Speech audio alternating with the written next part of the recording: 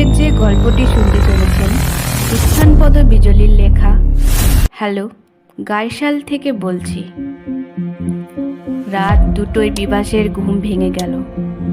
দেওয়াল ঘড়িতে ঢং ঢং করে 2টোর ঘন্টা বাজে। প্রতি রাতে এই সময় তার ঘুম ভেঙে যায়।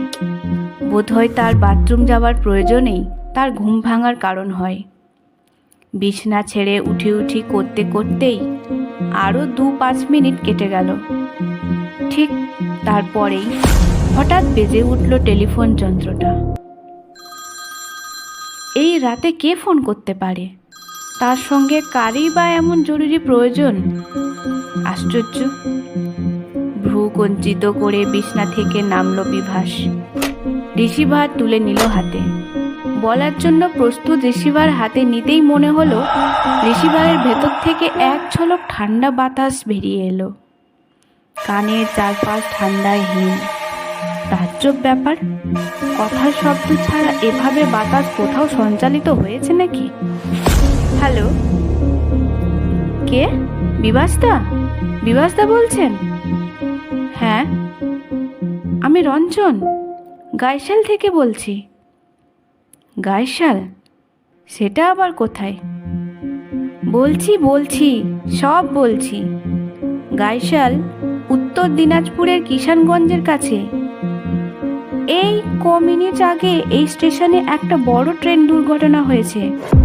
মনে হয় ভারতের এই শতাব্দীর সেরা ট্রেন দুর্ঘটনা। ভয়াবহ, বীভৎস। কি বলছো?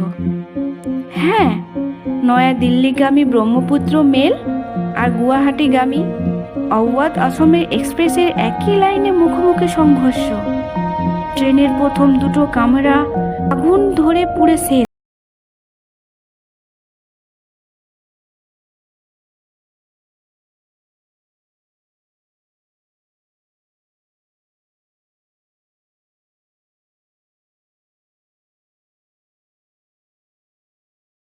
তুমি এখন ওখানে কি করে? হা হা করে হেসে উঠল রঞ্জন। আমি তো এই ট্রেনে যাচ্ছিলাম ব্রহ্মপুত্র মেলে দিল্লি। সর্বনাশ! তা কেমন আছো? কোনো রকম জখম টখম হওনি তো?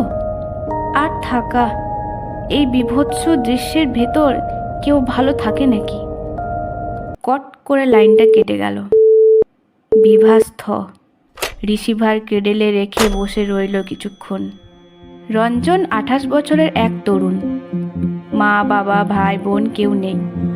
থাকে ক্রিস্টোফার রোডে কোথায় যেন। অন্তত বিভাসকে সে তাই পরিচয় দিয়েছে। চৌরাঙ্গীর গলিতে বিভাস একদিন টিফিনের সময় বেরিয়ে বইয়ের স্টলে দাঁড়িয়ে একটা পত্রিকার পাতা উল্টাচ্ছিল। এই তরুণটি কি ভেবে হঠাৎ জিজ্ঞাসা করেছিল, দাদা, আপনাকে প্রায় পত্রিকা নাড়াচাড়া করতে দেখি। আপনাকে একজন লেখক বলে মনে হয়। আমার অনুমান ঠিক কি? বিভাস সেদিন রঞ্জনের দিকে চোখ তুলে উত্তর দিয়েছে, এই একটু আধটু। আপনি? আমাকে আপনি বলবেন না। আপনার চেয়ে অনেক ছোট। লেখার চেষ্টা করি। কি লেখো? কবিতা, ছড়া। বিভাসের ভালো লেগেছিল ছেলেটিকে। বলেছিল, তা বেশ, আমার অফিস এই পাশেই, সুযোগ মতো আসতে পারো। লেখালেখির কথাবার্তা বলা যাবে। রঞ্জন প্রায় আসতো বিভাসের অফিসে। এভাবেই তাদের ঘনিষ্ঠতা। কখনো কবিতা আনতো, কখনো কোনো পত্রিকা, যে পত্রিকায় তার লেখা ছাপা হয়েছে। কখনো গল্প করত তার ক্ষণভঙ্গুর পেশার কথা। একসময় রঞ্জন নাকি শিলিগুড়ি চা বাগানে কাজ করেছে। সেখানে এক সন্ধ্যায় একটি চিতাবাঘের সামনে পড়েছিল। কেমনভাবে অব্যাহতি পেয়েছে সেসব কথা বলতো। একসময় রাজস্থানে এক কন্ট্রাক্টরের অধীনে জল সরবরাহে কাজ করেছে। পাইপলাইনে জল নিয়ে যাওয়া সে এক বিচিত্র অভিজ্ঞতা। এমন হাজারো অভিজ্ঞতার কথা শুনতে শুনতে মোহিত হয়েছে আর ভালোবেসে ফেলেছে বিভাস। রঞ্জন এক ছোট ভাইটি হয়ে উঠেছে। বেকারত্বের সঙ্গে সংগ্রাম করে রঞ্জন এইভাবে ছুটছিল। সেজন্য সে দুম করে হয়তো কয়েক মাস উধাও, আবার তেমন হঠাৎ এসে হাজির। দাদা, এবারে যাচ্ছি মেদিনীপুর কির্লোস্কারের এক এজেন্সির অধীনে ফিল্ড ওয়ার্ক করতে। এরিয়া ম্যানেজার আবার কয়েক মাস পর ফিরে এসে বিষণ্ণ মুখে দাঁড়ায়। না, হলো না, ওদের ওখানে এভাবে কাজ করা যায় না। তাহলে এখন কি করবে ভাবছ? দেখি আবার কি কোথায় জোগাড় হয়। বেশ কিছুদিন পর এবারে নিজের সার্টিফিকেট ও টুকিটাকি কাগজপত্রের একটি ফাইল নিয়ে হাজির। দাদা, এটা রেখে দিন আপনার কাস্টাডিতে, অন্য কোথাও রাখতে অসুবিধা হচ্ছে। এবার যাচ্ছি আসাম, কবে ফিরে ঠিক নেই। এইসব ভাবতে ভাবতে বিভাসের মনে হলো, কেন রঞ্জন আসাম থেকে ফিরে আসছিল ব্রহ্মপুত্রের মেলে? নয়াদিল্লিতে কেনই বা যাচ্ছিল? সেখানে কি অন্য কোনোভাবে আবার ভাগ্যই ট্রাই করতে?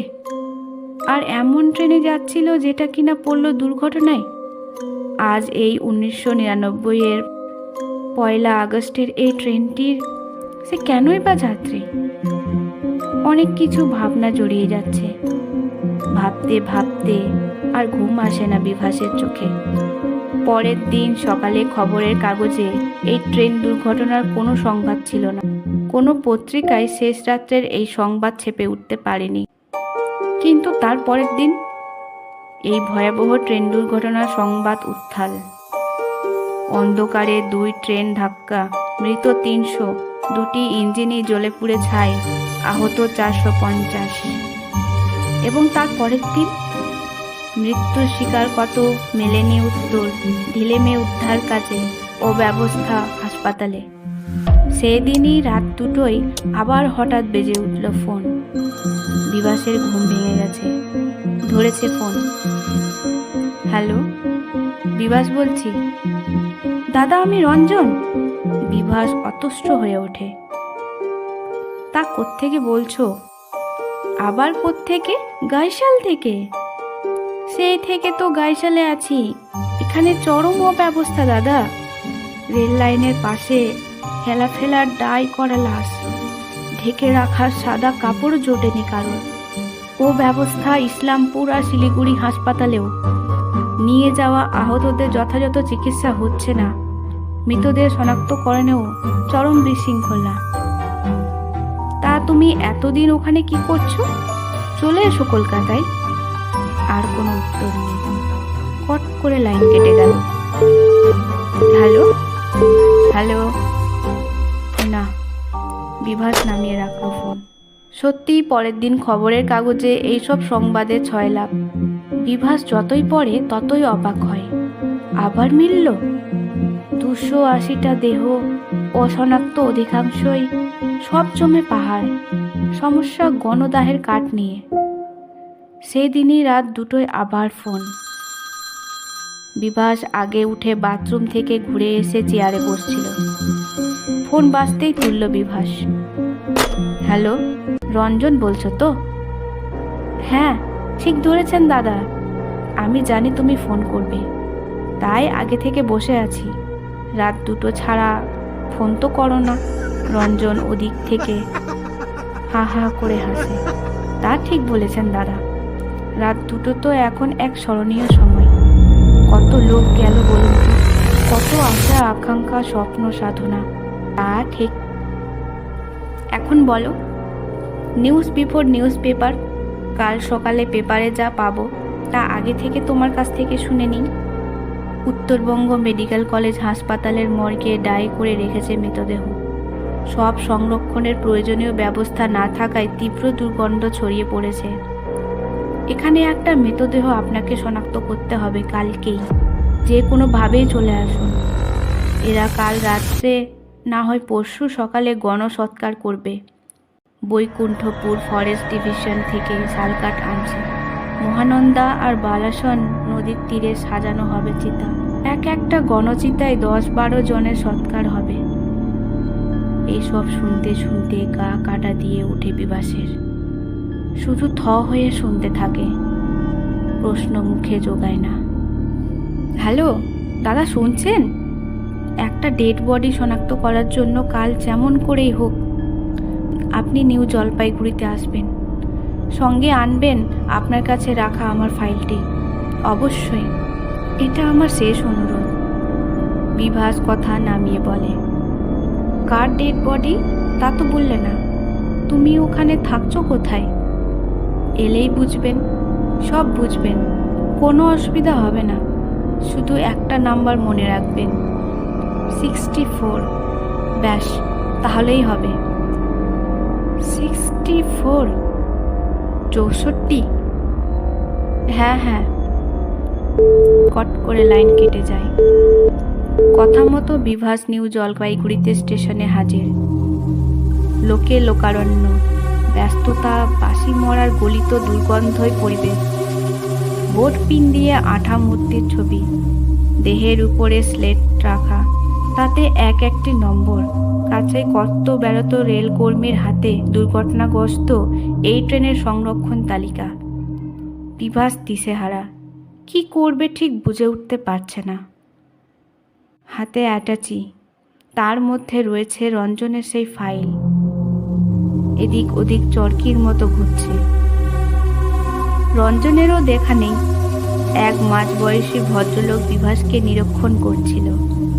কিছু খুঁজছেন মশাই? আমার এক আত্মীয় ডেড বডি, বলল বটে বিভাস, কিন্তু কার ডেড বডি জানে না। কি নাম তার তাও না।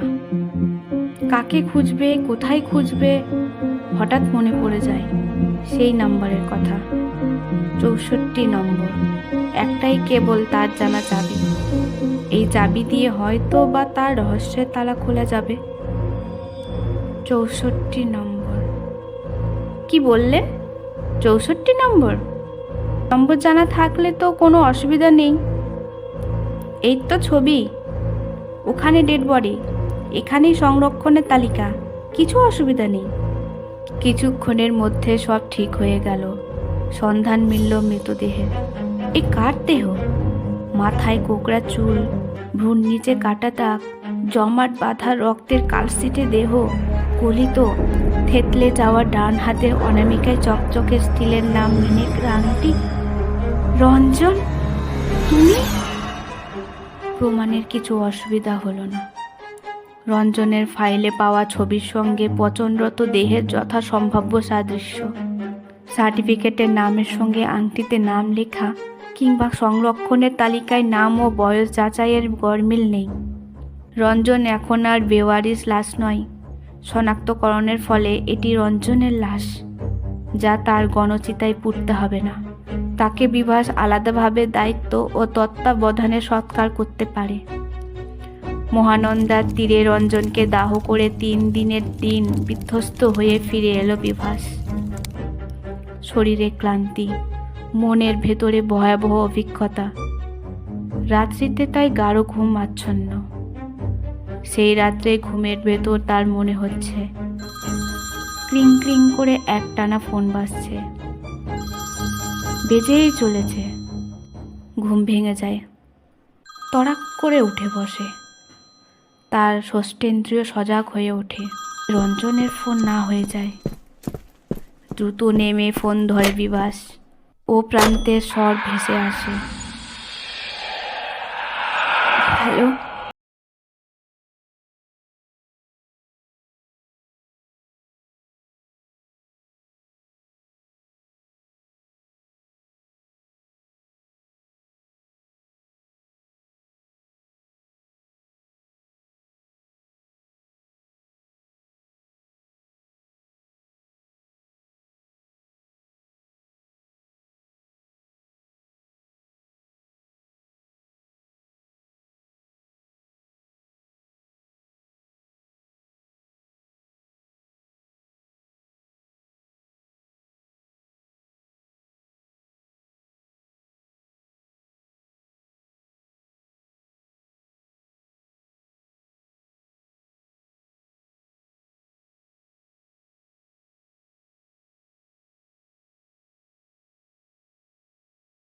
দাদা, এলাম।